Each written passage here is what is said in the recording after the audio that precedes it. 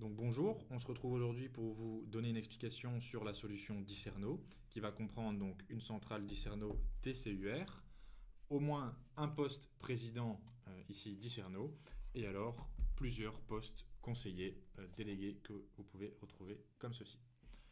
Donc dans un premier temps, la centrale permet de contrôler jusqu'à 50 postes de conférence et peut être étendue jusqu'à 150 postes à l'aide de plusieurs centrales.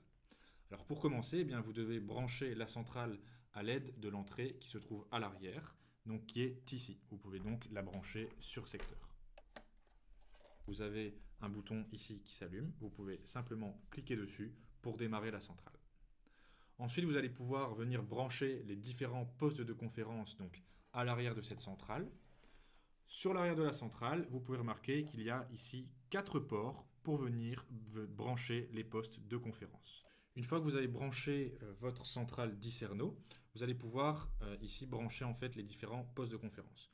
Donc dans un premier temps, vous allez pouvoir prendre les postes de conférence et venir y mettre les différents microphones col de cygne. Comme vous pouvez le voir, ici vous avez une petite encoche, de même que sur le poste Dicerno. Ici vous avez une petite encoche dans le haut. Il n'y a donc qu'un seul sens pour pouvoir venir mettre le micro en fait col de cygne au niveau du poste Dicerno. Et ensuite, vous allez pouvoir tout simplement visser le micro pour qu'il soit bien attaché au poste de conférence. À l'arrière des postes de conférence, vous pouvez remarquer qu'il y a 2 entrées. Donc il y a une entrée et une sortie, mais il n'y a pas de différence en fait entre l'entrée et la sortie. Ce sont des entrées donc Ethernet, donc pour des ports RJ45, des câbles RJ45. On va maintenant du coup brancher le premier poste à la centrale à l'aide d'un câble RJ45. Donc ici j'ai un câble RJ45 assez basique. Nous vous conseillons d'utiliser des câbles renforcés, d'autant plus si c'est un système qui doit être bougé et manipulé.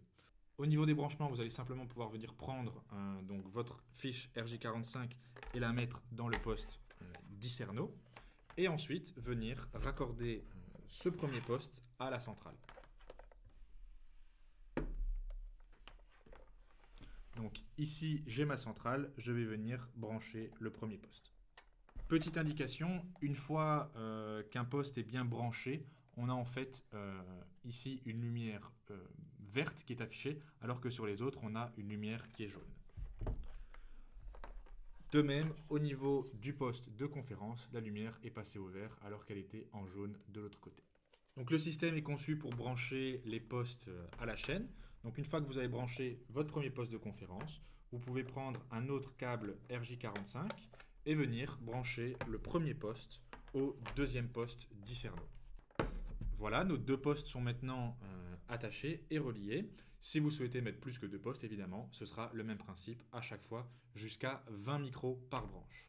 Vous pouvez soit laisser en fait le dernier poste de conférence, donc comme celui-ci, avec aucun branchement à la fin, ou bien vous pouvez venir le rebrancher en fait dans la centrale, dans à ce moment-là le deuxième port, donc qui pourrait se trouver ici, ce qui va vous permettre en fait de faire une boucle et donc d'avoir de la redondance. Cela vous permet d'assurer un signal continu, même en cas de défaut d'un câble RJ45. On va pouvoir maintenant passer à la configuration de la centrale. Donc si jamais vous ne l'avez pas encore démarré, vous pouvez le faire. Donc encore une fois avec le bouton qui se trouve ici. À l'avant de la centrale, vous avez en fait la possibilité de pouvoir intégrer 2 clés USB, ce qui permet d'enregistrer l'audio des séances directement sur la clé USB. À l'arrière de la centrale, donc comme on l'a vu tout à l'heure, on a ici le branchement pour brancher la centrale sur secteur tout simplement. Les 4 ports qui permettent en RJ45 de venir brancher vos postes Dicerno. On a également 2 ports RJ45 maître-esclave, ce qui vous permet d'augmenter le système jusqu'à 150 postes, donc avec d'autres centrales. Et on a ici un connecteur LAN qui vous permet en fait de brancher votre centrale à un PC pour accéder à l'interface. Donc vous verrez qu'au niveau de la centrale, on a la possibilité de la configurer soit directement via la centrale et via l'écran qui est ici, ou alors directement via une interface web. On retrouve également 2 sorties Kinch, donc RCA, afin de pouvoir récupérer l'audio qui sort de la centrale, une entrée XLR qui vous permet d'ajouter un signal audio externe. Au niveau de l'écran de la centrale, ça se présente comme ceci. On retrouve donc le volume principal de la centrale qu'on peut venir augmenter ou diminuer. Et on retrouve également la possibilité de venir rentrer dans le menu de configuration. Donc vous avez en fait 4 ici symboles qui vous permettent de naviguer dans ce menu. Donc je vais choisir ici de rentrer dans le menu de paramètres. Et le premier menu vous permet de régler le type de réunion que vous souhaitez mettre en place. Donc ce sera soit une réunion modérée, avec la possibilité de demander à prendre la parole, et donc le président va devoir accepter ou non de couper les micros. Une réunion avec laquelle on pourra avoir plusieurs personnes qui vont parler en même temps, donc un groupe de personnes, et également la possibilité simplement que tout le monde puisse prendre librement la parole. Au sein de chaque menu, vous avez des sous-menus. Donc si par exemple je vais ici dans le groupe, je vais pouvoir choisir la manière dont les personnes vont demander à prendre la parole.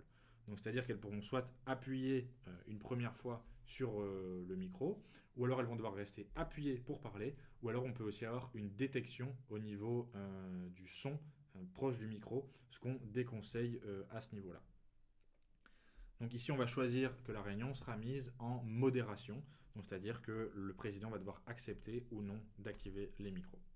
Pour revenir donc dans le menu avec tous les paramètres, j'ai simplement cliqué sur la flèche ici du haut.